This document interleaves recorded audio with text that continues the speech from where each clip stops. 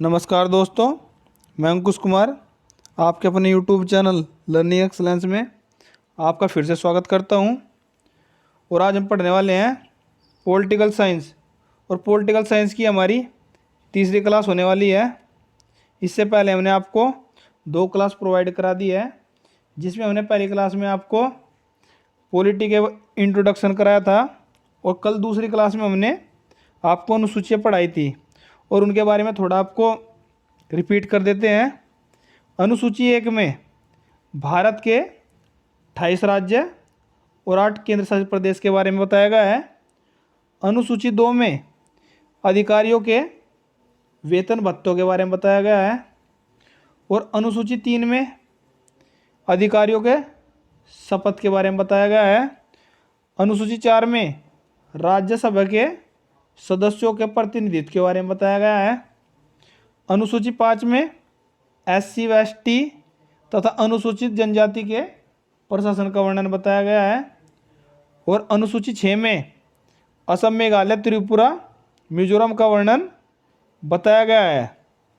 अनुसूची 7 में शक्तियों का विभाजन बताया गया है, जिसमें संघ सूची, राज्य सूची और समवर्ती सूची होती है।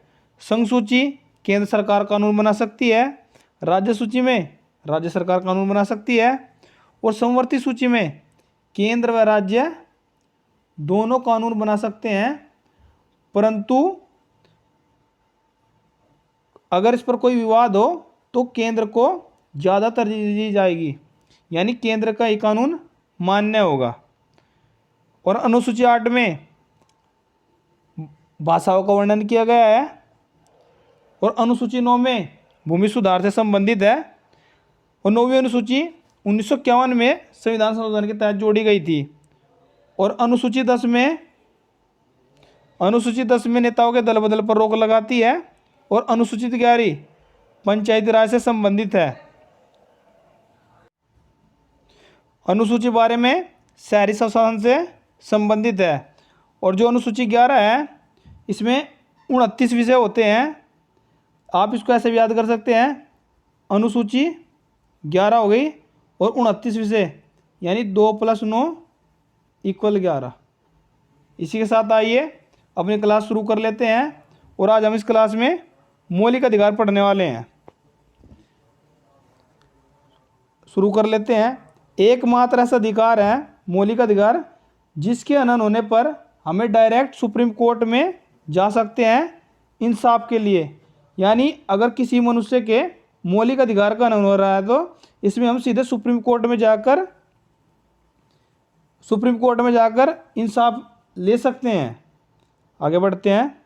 सर्वप्रथम मौलिक अधिकार की बात जोड़ने के लिए श्रीमती एनी बेसेंट ने कही थी, जो 1925 में कही थी। श्रीमती एनी बेसेंट आयरलैंड की थी और 1893 में भारत आई थी तथा भारतीय राष्ट्रीय कांग्रेस की प्रथम महिला अध्यक्ष थी।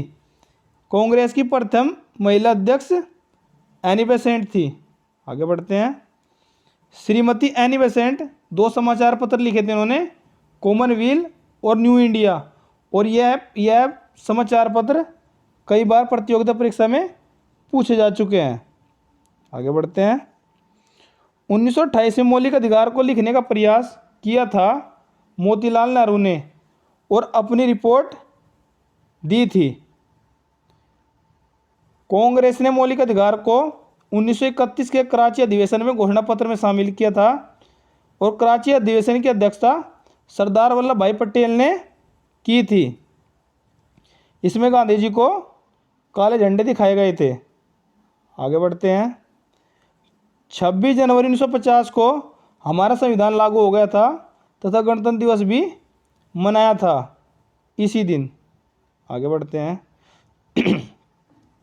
पहला सांकेतिक गणतंत्र दिवस मनाया गया 26 जनवरी 1930 को, क्योंकि 31 दिसंबर 1929 को लाहौर अधिवेशन में पंडित जवाहरलाल नेहरू ने घोषणा की थी कि आने वाले 26 जनवरी 1930 को हम पूर्ण स्वराज्य पर गणतंत्र दिवस मनाएंगे।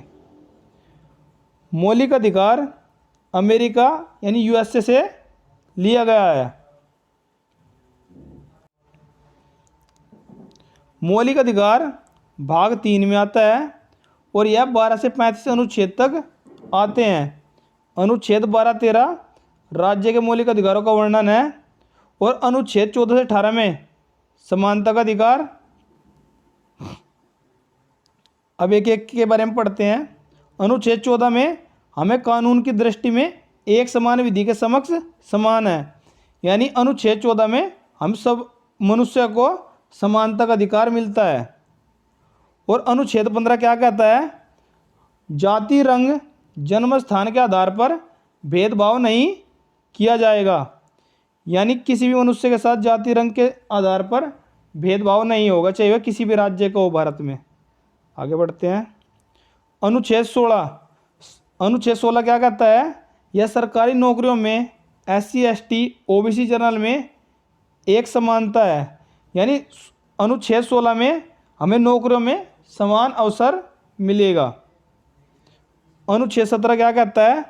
अस्पृश्यता या छुआछूत का अंत। आगे बढ़ते हैं। अनुच्छेद 18 कहता है उपाधियों का अंत कहता है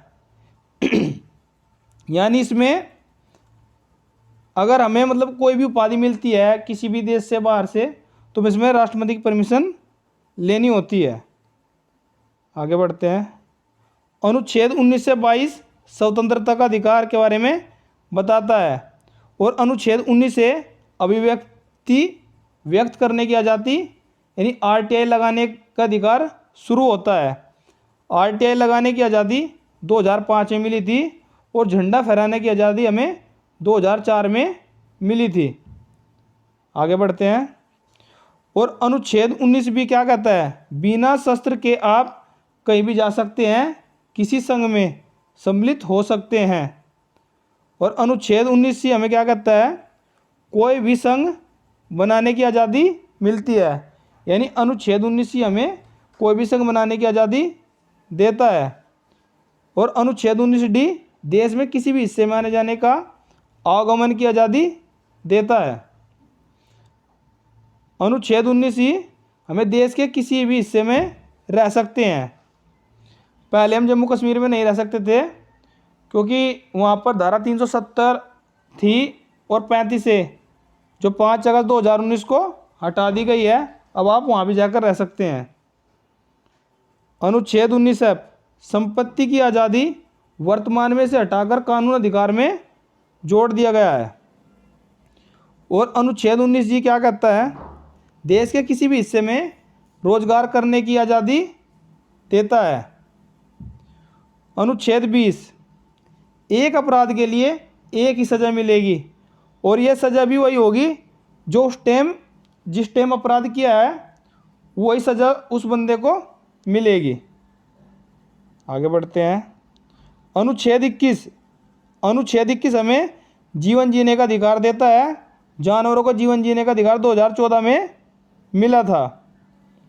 और अनुच्छेद 21 से 6 से 14 वर्ष के बच्चों को निःशुल्क अनिवार्य शिक्षा प्रदान किया जाएगा। और 21 अनुच्छेद को 2002 में 86वें संवैधानिक संशोधन के तहत जोड़ा गया था। नोट: अनुच्छेद 20 व 21 को आपातकाल के दौरान निलंबित नहीं किया जा सकता है, बल्कि सभी मौलिक अधिकारों को निलंबित किया जा सकता है। यानी अगर इमरजेंसी लगती है देश में तो अनुच्छेद 20-21 को निलंबित नहीं किया जा सकता, बाकी सभी मौलिक अधिकारों को निलंबित किया जा सकता है। आगे बढ़ते हैं। अनुच्छेद 22 गिरफ्तारी से संबंधित है। इसमें कारण बताना होगा, 24 घंटे के अंदर न्यायाधीश के सामने पेश करना होगा, खुद की पसंद का वकील कर सकते हैं, परंतु इसमें हम अगर संडे का दिन होगा वो नहीं जुड़ेगा, यानी संडे के दिन को छोड़कर बाकी 24 घंटे के अंदर हमें न्यायाधीश के सामने पेश करना होगा। आगे बढ़ते हैं। अनुच्छेद 23-24 शोषण के विरुद्ध अधिकार। अब अनुच्छेद 23 क्या कहता है? बाल श्रम को दंडनीय अपराध घोषित किया गया है। अनुच्छेद 23 में बाल श्रम को दंडनीय अपराध घोषित किया गया है। और अनुच्छेद 24 14 से कम वर्ष वाला बच्चा जोखिम भरा काम नहीं करेगा, यानी 14 वर्ष से कम उम्र का बच्चा किसी भी कारखाने में कोई भी जोखिम भरा कार्य नहीं कर सकता। अनुच्छेद 25 से 28 यानी धार्मिक स्वतंत्रता का अधिकार। अनुच्छेद 25 क्या कहता है? आप कोई भी धर्म अपना सकते हैं और उसका प्रचार प्रसार कर सकते हैं।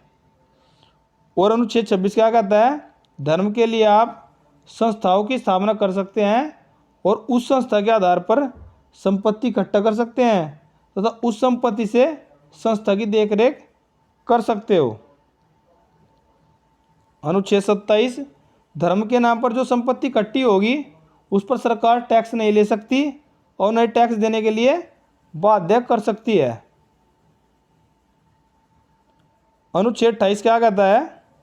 राज्य सरकार द्वारा संचालित किसी भी शिक्षण संस्थान में धार्मिक शिक्षा नहीं दी जाएगी। और अनुच्छेद 29 से 30, संस्कृति एवं शिक्षा का अधिकार। अल्पसंख्यक को अपने धर्म, संस्कृति, अपनी भाषा को बनाए रखने का अधिकार। किसी भी व्यक्ति को भाषा, जाति, धर्म के आधार पर शिक्षण संस्थाओं पर रोका नहीं जाएगा।